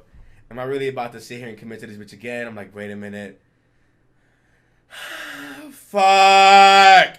I'm like, I'm good, bro. I'm not gonna do it. And then I played it with Fu in the server, and I was just playing it for like what felt like the entire day, but it was only like maybe like an hour or so, And I gotta say, I was just like, this game is dangerous. You will get sucked. This game is dangerous. It's a dangerous ass game, dog. When you play by yourself, you're not gonna get sucked in. When you play with homies, it's a no. wrap. That's it. I'm gonna say this right now, dog. For a game like that, bro, I gotta have at least a week's worth of videos done before I even get to that point. Like I'll probably play like once a week, but that week will be. That once a week will be like hours. Like I'm talking, will be the whole entire day, damn near, and that's fine. Cause like a game like that game is just addicting. The first time I played it, I was just like, yeah, this bitch fire. This bitch is fire. The whole thing was. He great. looking around like Mikey was when he was using VR. Yeah, Mikey was like. that bitch is. I think I'm gonna give it to 14 too. I think I'm gonna give it to 14. All right, so. Hold on, before we go, I gotta say something about 14. So you played it, Mikey? I'm gonna give it to 14. And I played it, and from what I played, I liked it. But 2020, we gonna see Phantasy Star Online on this fucking list, dog. Oh, word? And it's gonna blow Final Fantasy out of the water. It is. Just from the sheer things you can do in that fucking game. Like, you can literally be an attack helicopter. There's a skin, there's a model skin that you could be an attack helicopter. Doesn't Well, I remember watching you and Shino play that shit. When does the English? I might. Is it coming to Steam? It's supposed to be getting the English. We're supposed to be getting the English. Or it's gonna be in it's gonna start off as like a Microsoft game, so it's probably gonna be Game Pass probably. Well, you don't buy it, so it's gonna be free to play. So it's free to play. It's like you grind for everything, but the grind isn't hard. Like the game is super. That's why pick up you and and play. Shino lost your lives to that damn game. Dog, we lost so much. Mikey stopped uploading. Shino stopped uploading for like months. I was like, what are y'all niggas doing? Dog, that game. We're playing. Hold on, it did it. But again. it's like the story is absolutely boring. It's all about the gameplay in the world and what you can do. Like when the events come through, the raids, and every 2 or 3 hours. Every 2 or 3 hours, it's just like clockwork. They're all set up. There's actually a schedule for it. It's called the EQ. It's a huge raid, and you fight this huge boss with like maybe 12. It's 12 other people. Happens every hour on the hour. You get really, really fucking good loot. You get really good, items, gold, all that kind of shit. So all I'm saying is, your account transferred over when you?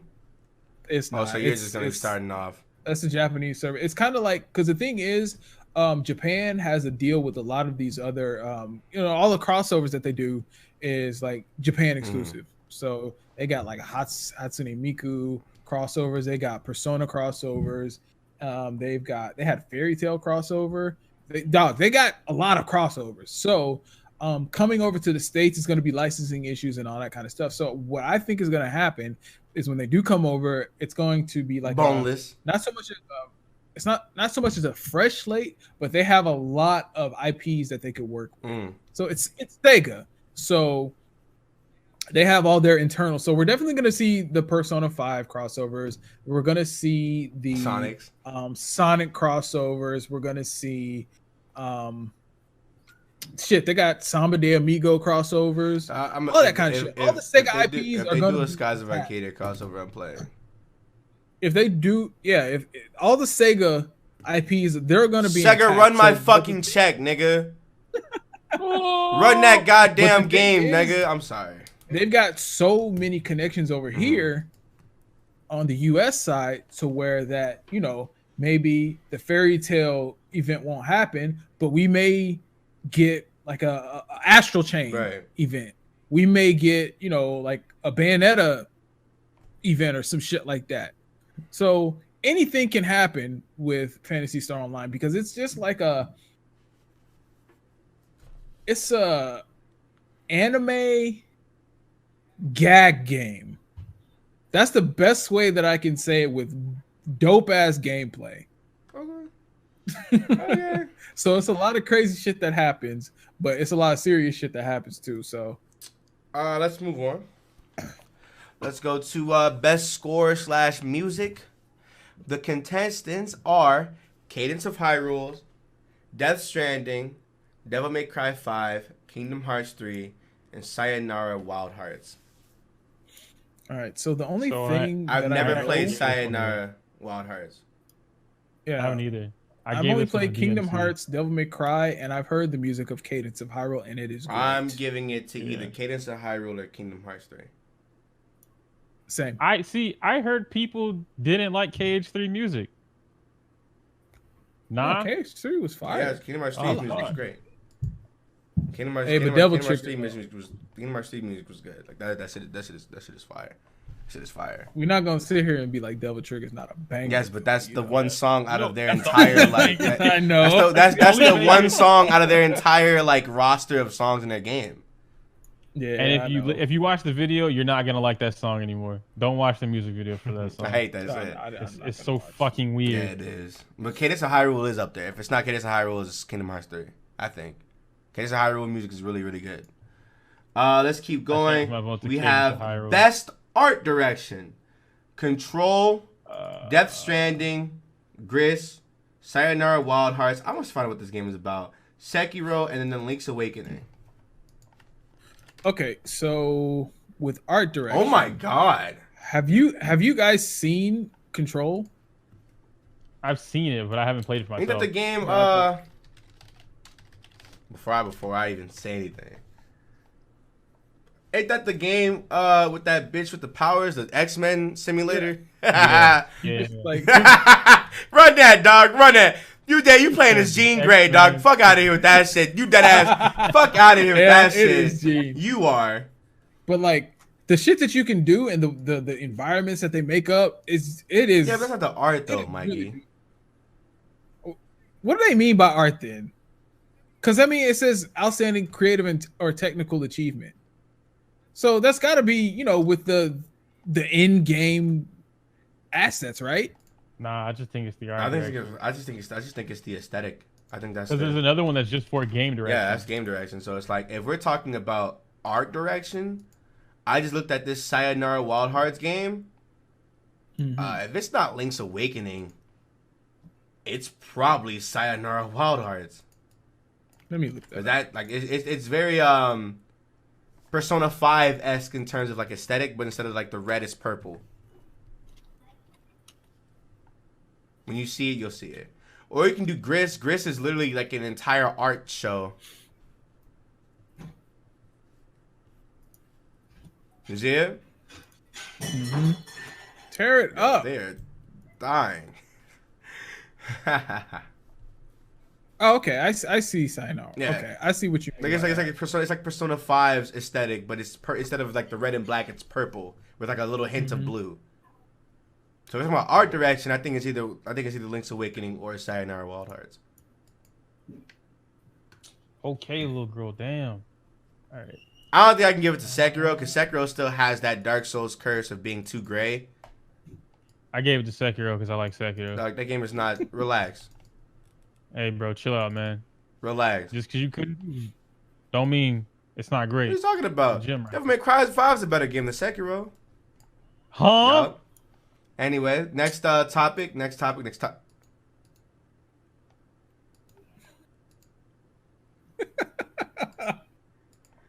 Why though?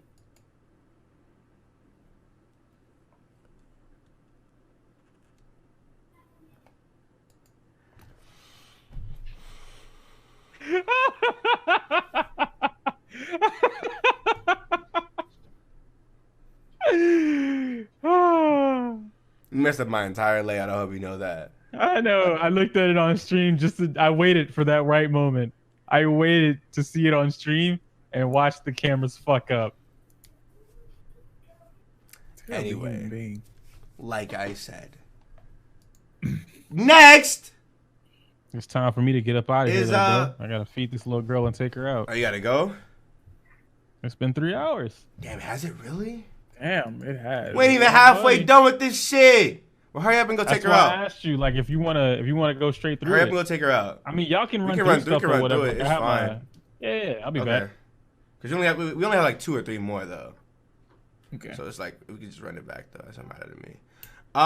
Best narrative, we have A Plague Tale: Innocence, Control, Death Stranding, Disco Elysium, and Outer Worlds. I haven't played What the fuck is Disco Outer Elysium? Worlds. I heard Death Stranding's story was very good. I heard it's a bore to get through though. Oh yeah, for sure. I heard it's a bore to get through though. Like I think Afro just canceled that bitch on his channel. He was like, yeah, this ain't it for me. This ain't it for me. Well, while Yoku's gone, and it's like a little brief intermission. If everybody's still enjoying the podcast, I know we've been live for like 3 hours now, which I actually did not even pay attention to. If anybody's interested in watching the highlights of any of the topics discussed in today's podcast and or supporting the podcast, keep up to date with the podcast, all that stuff is in the description section below right now. If you want to be involved in the podcast, you actually have to be a member or a Patreon, and you need a webcam and a decent mic. We're gonna start doing guests really soon. I kind of want to have the podcast like established, everybody's personalities. You know what I'm saying? More fleshed out more before we start adding guests. So if anybody's interested, all that extra good stuff is in the description. Thank you so much for coming on and staying. We've had a consistent 150 plus people up in here. Thank you all so much, by the way. Yeah, and that's pretty much it. We're almost done with this list. We can go. I hope everybody's had a great Sunday. I hope everybody ate today. I know I was damn near passing the fuck out. I asked Mike, I was on the floor. I think it was dying. I gotta get to my nachos, nigga. Hey, let's hurry up and end this off. We're at the fuck? We're at best narrative. Are you good? I could not open that to save my life. We're at best narrative. I think I might give it to Death Stranding. I had never played Death Stranding, but I hear it's really good. I've never played. I think it's gonna be. I've watched somebody play Plague Tale of Innocence, and I hear it's great. I hear it's great for like a horror-esque game. I remember that was like a trending thing for a little bit in the summer. Like that was pretty much that though, you know. I've literally never heard of this game. You never had to play it? That shit came out, I think, in the summertime. Or like in the fall-ish area, like September, August-ish. I think. I don't know. I'm gonna give it to Death Stranding though. I heard Outer Worlds was incredibly short. Yeah, it's short as fuck. We got Best Game Direction. I'm gonna give it to RE2. The nominees are Control, Death Stranding, Resident Evil 2, Sekiro: Shadow Die Twice, and Outer Wilds. Instead of Outer Worlds, it's Outer Wilds.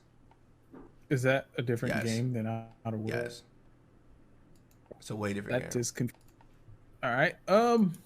Direction. I'm giving it to Resident Evil 2. Best game direction. Honestly, you had to remake the entire thing of Resident Evil 2. You know what? Yeah, I think I would give it to Resident Evil 2 because direction is. I feel like Death Stranding is going to get it simply because I'm looking at the description as what for outstanding creative vision and innovation. So obviously everybody's gonna think that delivering mail is gonna be so fucking innovative and a good way to tell stories and whatnot, and that's how they're gonna break the justification for giving Death Stranding this award. But I do have to say Resident Evil 2 because you got to have fun factor with game direction as well. Mm-hmm. I mean that ties in with design as far as I'm concerned because I'm trying to be a game designer, but I feel like the direction, where it's going, it has to be a fun journey. Mm-hmm. It can't be like a snooze fest to get to one point to the other. Resident Evil 2 is that should go through playthroughs on playthroughs on playthroughs. Yeah. Yeah. They're fun. And the story is fucking great. Yeah. Resident Evil 2 has the best story. Like as far as the Resident Evil I guess the story. I think it captures how dire the situation was in Raccoon City. Yeah, exactly. I think that's like the meat and potatoes of the actual outbreak. Yeah. So it had just happened. Shit was fucked up. Everybody had turned, and like this is the thick of it. It's kind of like because 3 is a kind of like because 3 is like a 2 prequel of The Walking Dead. No, 3 Resident Evil 3 happened at the same time as Resident Evil 2. But the events they starts before 2. Yeah, it starts before 2. And once you get to like the middle portion, it segues into like where 2 starts. You like see where Leon and them was at, like where the car was at. It started like an hour before. Yeah, like a couple like hours, So like Jill was ahead of Resident Evil 2. She was already out that bitch. Like she was already out that bitch. Mm-hmm.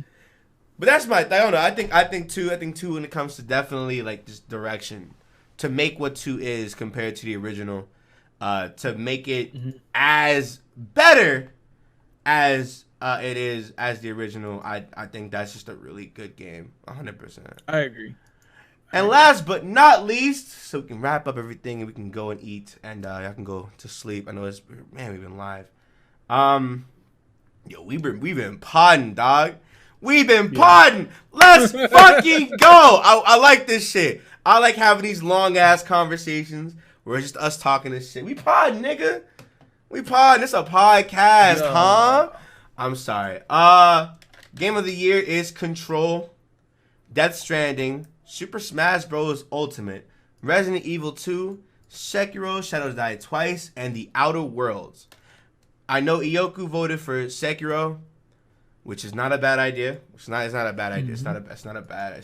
Had a lot of hype around. Yeah, of course. Like a lot. It's it's Firm's next outing. You're only as good as your last outing, and they knocked it out the park with that one. The Sekiro's a great game. For me, I know Death Stranding's gonna win because they love Kojima for some reason. Just make a horror game, my nigga. For me, it's Resident Evil 2. I will have to go with Resident Evil 2 as well. Okay. Even though we know Death Stranding is going to get it.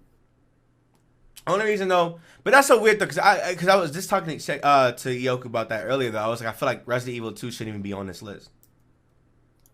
Like the RE2 remake should not be on this list. I think that game is just. I think it's that good of a game to not even be considered in this list. On like some extra hierarchy type of shit. They deadass took one of the best horror games in the genre. Deadass made it one of the best games to come out this year, and deadass made it better than what it was a remake of. So much, 100% that agree. 3 is gonna knock this out the park. It's gonna be crazy. 3 is gonna 3 nigga. My girl Jill and my nigga Carlos about to come in wrecking shit. You feel me? I'm just saying, bro. I think 2 100% is like Resident Evil 2 is so good, dude. It was just a really, really amazing game from start to finish. Even when you switch characters to Claire's story, because I know everybody chose Leon, of course, for the first outing or whatever.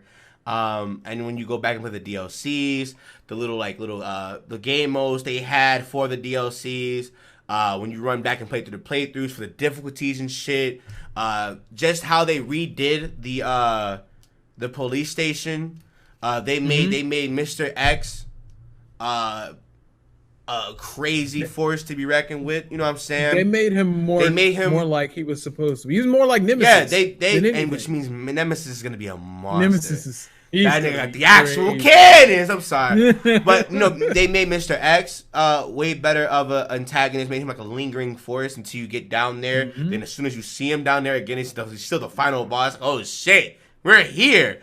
The music was great. The atmosphere was great, nigga. You're not telling me walking through fucking stars when you get to the part where you see the liquor, nigga. The fucking mist is in them fucking thing. The windows are cracked. You had the fucking liquor licking and shit, stomping on the fucking ceilings. You're like, fuck, dog, it's a liquor. Meanwhile, the little nasty ass cop bitch in the back, you're just trying to just get through the door and shit so she can leave you alone. You're like, that liquor's in this motherfucker. You see him, you just gotta walk past. Some niggas ain't know to walk past. Some niggas don't know that. Some niggas don't know you gotta walk past them. And I like that. The attention to detail when you walk past them, there's a certain speed you have to walk past them by too. Because if you walk past them just regular walking, they hear you. And it's like, oh shit. You have to like lightly touch your analog stick. And then go. Like I don't know. And then it didn't feel bad backtracking when you did, because you had to go back and forth. It felt more rewarding when you did backtrack because, you know, they deadass offered you ammo, they offered you upgrades, they offered you extra shit, extra backpacks, extra healing shit for when you do backtrack. It's like, hey, you don't have to, but if you go get those 3 computer keys, you can come back to the armory, set your thing in, and get the entire room. The entire room has like that has 2 extra knives, 2 extra ammo kits, a big ass backpack and shit, and a whole fucking grenade launcher, like a shotgun in the fucking back. Yeah. So it's like, okay, cool. I'm gonna come back in this bitch. Then you go back in there after you get done into the once you get in the fucking once you're finished with all the shit inside the police station, even in the garage, you can deadass go all the way back into the police station without Mr. X and just get everything that you missed. And that's it. On to the next. We're going underground. Okay, cool. The crocodile fight wasn't a boss fight like it was in the original, but it made it more believable because I'm not fighting a boss. I'm not fighting a fucking big ass crocodile. I'm running away. Anyway, and they made William better. That's a star of the show. Real talk. They fleshed out more William's character than the original. They actually gave him a personality, gave his wife personality, gave their daughter a personality. Claire actually had to. Yeah, they had like it's like they really did make that game perfect. That's a perfect game. I feel like all these remakes that are coming out, because you know we have new technology, man. We have new technology. We have faster computers, better graphics cards, all that kind of shit. This is the visions that they had back in the PlayStation days. This is the visions that they had, like just like we were just talking about Ed Boon and his vision. Like he didn't want Mortal Kombat to be some, you know, like copy paste characters. He didn't want like Sub-Zero to be the same, to look the same as Scorpion. He didn't want that. But now that he has the tools and the technology to, now he can make it whatever he wanted to. And that's exactly what he did. But I feel like there's some people though. Like a lot of the time when you like read, like I don't know like how often do you like watch these interviews. A lot of these interviews are like, damn, how are we gonna do this?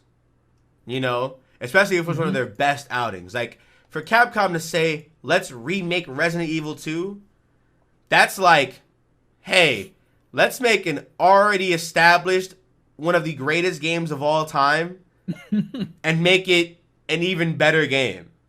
You know what I'm saying? It's a challenge. The thing is, it is a challenge, but when they went out on the limb with Resident Evil 4 and changed up the entire game space and it was a hit, it was like, oh shit, we got to do this again.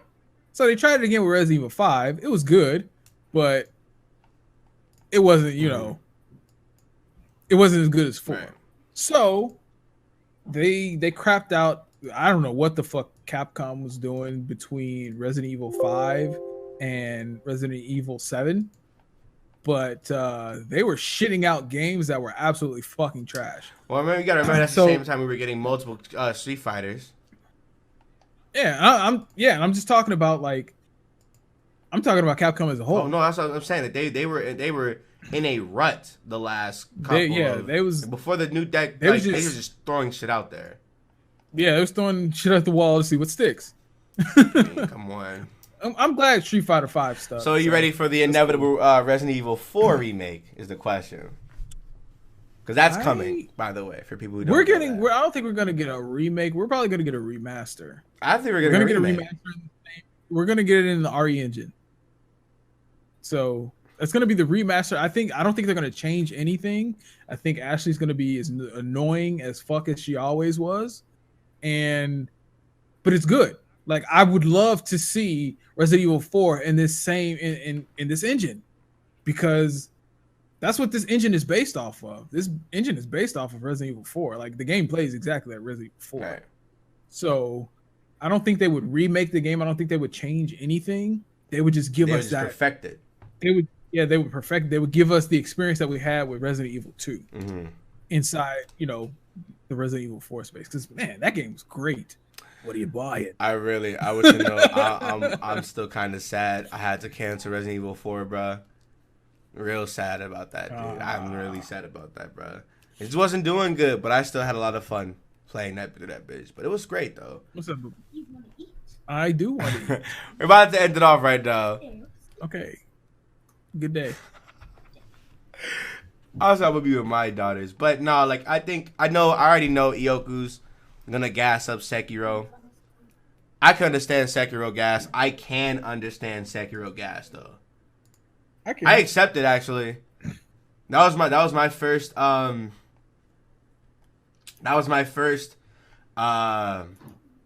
Firm Software game. Thoroughly enjoyed it. Will I go play the other ones? No. Yeah. Nah, I'm not. I wouldn't either. Like Sekiro is one of those games where it's just like it's just relatable. Like the other From Software games, they kind of out there. Definitely. Oh, hey, you got some demonic, the demon shit. The gods rushing from the family, the royal family, the Legion. What? They kind of out definitely there. Out there. Sekiro's that ass just.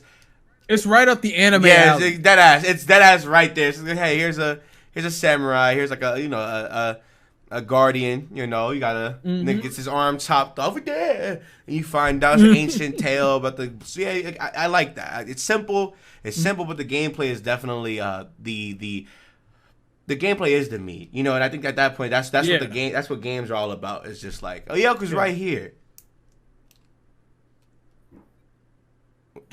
He just looks lost. Yoku, unmute your mic, nigga. Okay. Can I sit down first, nigga? Damn. No. I promise you. I promise you. I thought you forgot you were in this bitch. I thought you were gonna start beating off and call. I was gonna say I gotta cancel this motherfucking stream, yeah. I gotta cancel the stream. I gotta cancel the stream, y'all. I thought you forgot you were up in here, but no, we were just talking about Sekiro for Game of the Year, and I was like, I know you were gonna choose it. I wish you were here to elaborate. Yes, absolutely. What are the contenders? The contenders are Control, Death Stranding, Super Smash Bros. Ultimate, Resident Evil 2, Sekiro, and Outer Worlds. Me and Mikey already gave our opinions. It's Resident Evil 2. Okay. So I'm going to take them, I guess, like out of the list one by one. Smash Bros. Is definitely not Game of the Year. Death Stranding is not Game of the Year. Control is not Game of the Year. Although Control could be considered, but it's not Game of the Year. It's too controversial to be Game of the Year. Outer Worlds is too new and too open. Resident Evil 2 is up there for sure. So yeah, I would bring it down between RE2 and Sekiro. The reason that I would say Sekiro takes it over RE2 is because RE2 is technically a remake, whereas Sekiro is its own game in a sense. On top of the fact that Soulsborne games generally have a story that you got to dig for. Sekiro, you don't have to dig for. Everything's brought to you in a very... It's given. Yeah, it's like a cinematic, samurai-esque type of thing, or ninja type of thing and whatnot. But overall, the game itself is solid. There's very little flaws about Sekiro, and then the flaws that people would complain about aren't actually flaws. They're just game mechanics that people don't like. But the game as a whole is solid. I fucks with it. I hear you. I hear that shit, nigga. I'm siphoning like this. I can't wait till Game Awards next year, though. Why? Game Awards next year is Final Fantasy VII is winning. Doc, Final Fantasy VII Ooh, Ghost of Tsushima. that one's up there. Neo 2. That one's gonna be up there as well. Yeah. Um, It's going to be a crazy ass like list of contenders for next year. they're gonna put Persona 5 R in there just because it's new. Well, man, not for game of the year. Nah, if it pops the same way that it RPG did, of the and year they add new probably. stuff, It won RPG. yeah, they'll put it in probably. No, Final Fantasy's right there. Oh yeah. there. You're I'm true. telling you, it's True. gonna be some contenders next year. Final Fantasy is winning everything.